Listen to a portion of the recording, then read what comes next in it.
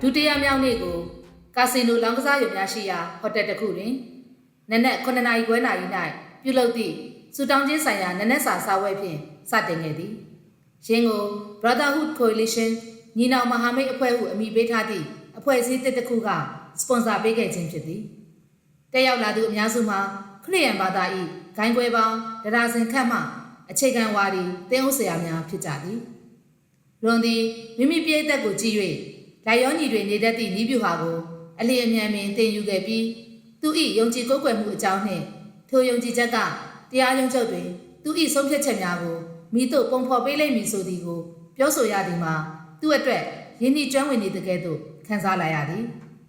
သူသည်တင်းအုပ်ဆရာ၏လက်ထောက်အဖြစ်ဖျားသခင်အပေါ်ကာလကြာမြင့်စွာဝန်ဆောင်မှုပေးခဲ့သူတဦးအနေဖြင့်၎င်းတနင်္ဂနွေကျမ်းစာသင်တန်းဆရာတဦးအနေဖြင့်၎င်းသူ၏လှုပ်ဆောင်ချက်များကိုအလေးပေးပြောကြားခဲ့ပြီး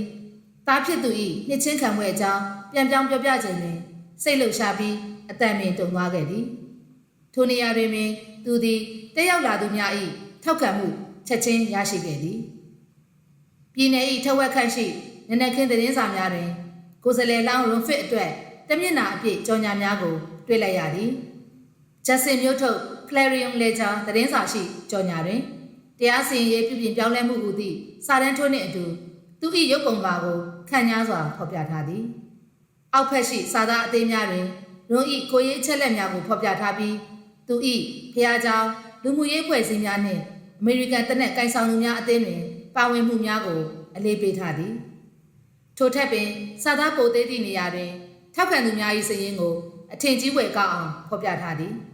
ထိုစာရင်းထဲတွင်မိသားစုများရှေးရိုးဆွဲခရိယန်တက်ကြွလှုပ်ရှားသူများသင်းအုပ်ဆရာများအဖွဲ့နှင့်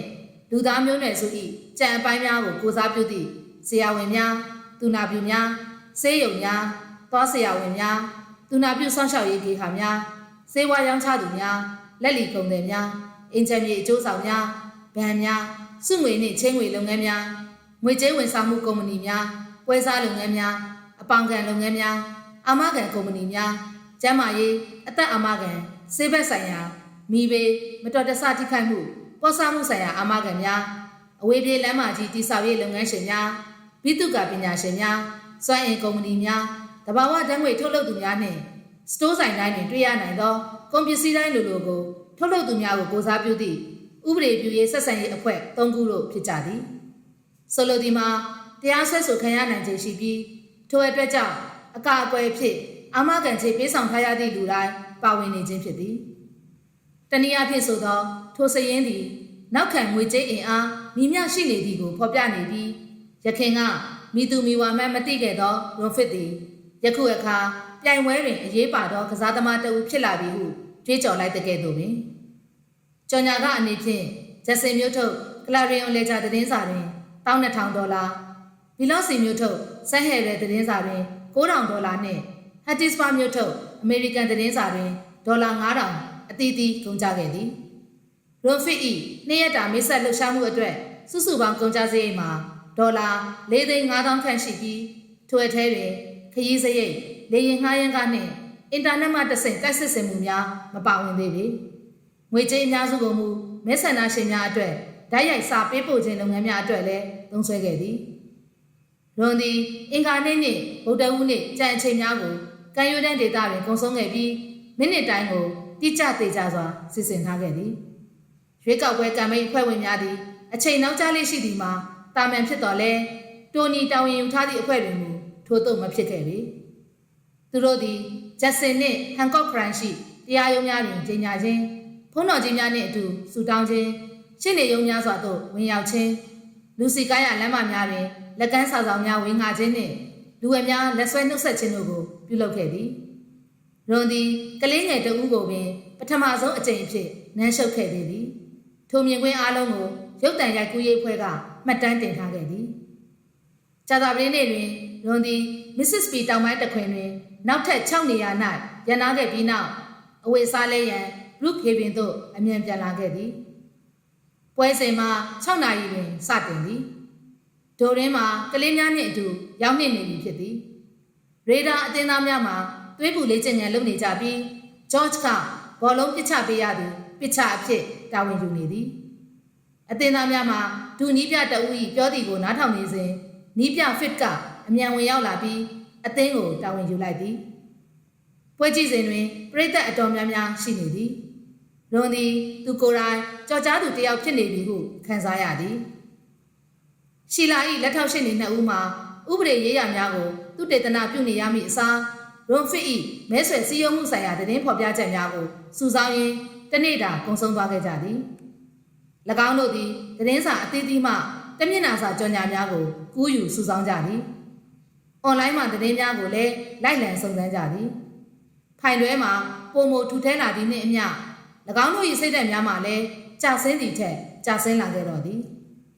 ရှီလာကတော့ဘာမှမဖြစ်သလိုပင်သူမ၏အလုပ်ကိုစ조사ပန်းစားဆက်လုပ်နေခဲ့သည်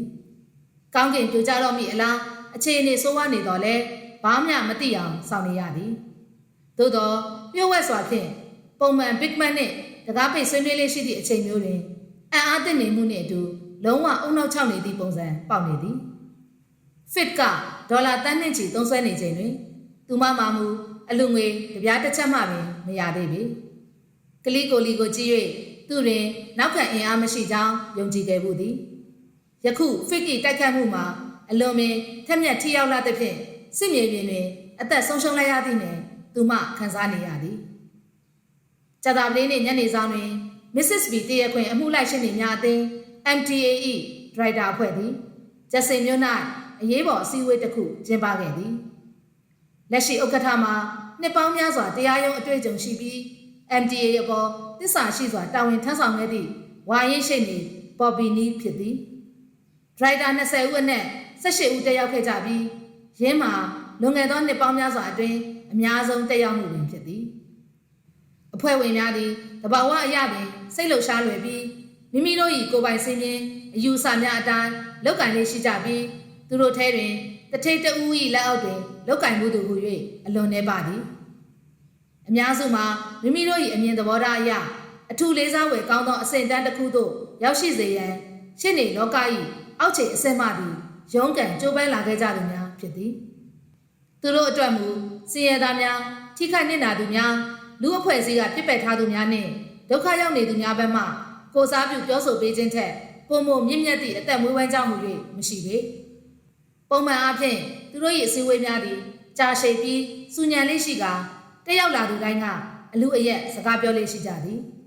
ဤသည်ကလည်းပုံမှန်အစည်းအဝေးများတွင်ဖြစ်နေကြအခြေအနေတွင်ဖြစ်သည်သို့သောတရားရုံးချုပ်တွင်သူတို့၏အယုံကြည်ရဆုံးမဟာမိတ်တဦးကိုဆုံးရှုံးရတော့မိချက်ချင်းလက်ငင်းအရေးပေါ်ချင်းချုပ်လာမှုမျိုးနှင့်ကြုံတွေ့ရသည့်အခါတွင်မူအဖွဲ့ဝင်18ဦးစလုံးသည်အလူအယက်အော်ဟစ်ငင်းခုန်ကြတော့သည်တဦးစီတိုင်းတွင်ဖြည့်ရှင်းချက်ကိုစီရှိနေကြသည်ဘာဘရာမဲလင်ဂါနှင့်စကစ်ဆန်ချက်စ်တို့မှမူတောင်းတနေရာတွင်တိတ်ဆိတ်စွာထိုင်နေကြသည်သူတို့စပွဲများပေါ်တွင်အရက်သေးစားမရှိကော်ဖီလက်ဖက်ရည်လည်းမရှိရေသာလျင်ရှိသည်နိုင်ဝက်လောက်စူညံပွက်လောရိုက်ပြောကြဆိုကြပြီးနောက်တွင်ဘော်ဘီနီးသည်အစီအဝေးကိုအတိုင်းအတာတစ်ခုအထိပြန်တက်မှတ်ပေးနိုင်ခဲ့သည်ထိုနေ့အစောပိုင်းကတရားသူကြီးမကာတီနှင့်တနာရီကြာတွေ့ဆုံခဲ့ကြောင်းပြောလိုက်သည့်အခါမှသာလူတိုင်းအာယုံဆိုင်မှုကိုရသွားခဲ့ခြင်းဖြစ်သည်သူကြည့်ရတာစိတ်သက်ခွန်အားအပြည့်ရှိနေပါတယ်ဟုသူကပြုံးလျက်ပြောသည်ထိုနေ့လေစားပွဲဝိုင်းတွင်မြင်တွေ့ရသည့်မဆိုစလောက်တွေ့ရသောအပြုံးရည်များထဲမှတစ်ခုဖြစ်သည်သူဘာသာသူ့တာဝန်ကိုစူးစမ်းလုပ်နေပြီးတခြားကိစ္စတွေနဲ့အာယုံမလွဲချင်ချောင်းဒါပေမဲ့သူကနိုင်ငံရေးကိုနားလည်သဘောပေါက်သူမို့လို့မဲဆွယ်စည်းရုံးရေးကိုအပြင်းထန်လုပ်ပြီးအနိုင်ရဖို့လဲအပြည့်အဝရည်ရွယ်ထားတယ်လို့အကြိမ်ကြိမ်ပြောခဲ့ပါတယ်ကျွန်တော်ကလည်းကျွန်တော်တို့ရဲ့မရင်းရိုင်နဲ့ထောက်ခံမှုကိုပေးအပ်သွားမယ်လို့ကတိပေးခဲ့ပါတယ်သူသည်ခက်တက်ရက်ပြီးစကားကိုကိုလီဘက်လှည့်လိုက်သည်ဒါပေမဲ့ကျွန်တော်အနေနဲ့တော့နည်းနည်းတော့စိတ်ပြက်စရာဖြစ်ခဲ့ရတယ်ကလီကိုလီကကြေညာခဲ့တာ၄ဘက်တောင်ရှိပြီဒါပေမဲ့သူ့မှာတော့မဲဆွယ်စည်းရုံးရေးလုပ်ပေးမဲ့မန်နေဂျာတယောက်တောင်မရှိသေးဘူးမကာတီကငွေနှင်းငယ်လောက်တော့ရှာထားနိုင်လို့ရတယ်ဒါပေမဲ့ဘယ်လောက်လဲဆိုတာတော့မပြောဘူးကိုလီကိစ္စပြီးသွားတဲ့အခါစိတ်ငြိမ်သွားပြီးဒီလူကယုံကြည်လက်ခံစရာမရှိတဲ့လူတစ်ယောက်ပဲလို့အထင်ရောက်သွားပုံရတယ်အေးစစ်စစ်ပဲဖြတ်ကျော်သွားနိုင်လိမ့်မယ်လို့ထင်ခဲ့တယ်အခုတော့အတွေးခေါ်တွေကတိတိတသားကိုပြောင်းလဲသွားပြီအိပ်ပျော်နေခဲ့ရတာနေအလူးလဲထပ်ပြီးအမိလိုက်ဖို့ပြေးလွှာစူးစမ်းနေရပြီသိတဲ့အတိုင်းပဲ ကျွန်တော်တို့ဘက်မှာကကို့မှာရှိတဲ့ငွေကလွဲရင်တခြားငွေကြေးအင်အားဆိုတာအလွန်နှဲပါလို့ပါတယ်ဒီလူကိုအနိုင်ယူဖို့ဆိုရင်ဒေါ်လာ1 သန်းလောက်တော့ကုန်မှာပဲဟုတယောက်ကပြောလိုက်သည်ထိုစကားတန်သည်ရေမောတန်များကြားတွင်ချက်ချင်းပင်ပြောက်ကွယ်သွားသည်1 သန်းဆိုသည်ကအလွန်နှဲလွန်းနေပြီဖြစ်သည်တရားစီရင်ရေးပြုပြင်ပြောင်းလဲရေးသမားတွေကတရားသူကြီးမက်အဝိန်းကိုတိုက်ခိုက်ဖို့အတွက်2 သန်းလောက်သုံးခဲ့ကြတော့လဲမဲအရေးအတွက်3000လောက်နဲ့အရေးနှိမ်သွားခဲ့ကြသည်ဖြစ်သည်ဒီတစ်ချိန်တွင်တော့သူတို့ဘက်က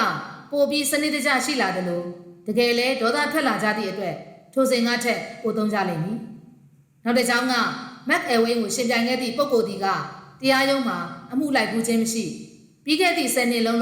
ဂျူနီယာကောလိပ်တွင်နိုင်ငံရေးသိပ္ပံပဲသင်ကြားနေတဲ့အရေးချင်းမရှိသူတယောက်သာဖြစ်သည်ယခုရင်ဆိုင်ရမည့် fix ဆိုသည့်လူကတကယ်ရှင်းနေစစ်စစ်တယောက်ဖြစ်နေသည်